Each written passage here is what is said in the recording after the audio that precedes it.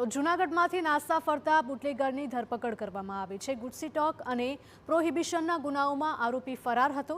હાલ ભેંસાણના પ્રોહિબિશનના ગુના માટે આરોપીની ધરપકડ કરાઈ।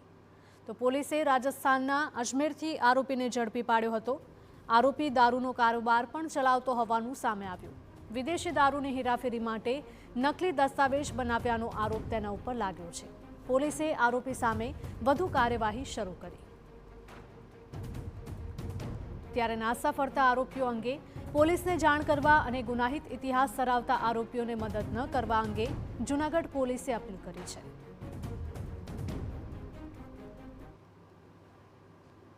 તેઓની સાથે તેઓ નાસ્તા ફરતા જ્યારે પોલીસ દ્વારા જાહેર કરવામાં આવે છે ત્યારે જાણતા કે અજાણતા આરોપીઓને કોઈ પણ પ્રકારે મદદ કરવી નહીં। તેઓને મદદ કરવી તે પણ એક ગુનો બને છે।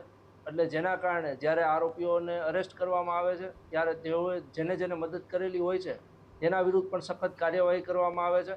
એટલે જૂનાગઢની સામાન્ય જનતાને અપીલ છે કે કોઈ પણ પ્રકારના આવા પ્રકારના આરોપીઓને જાણતા કે અજાણતા મદદ કરવી નહીં।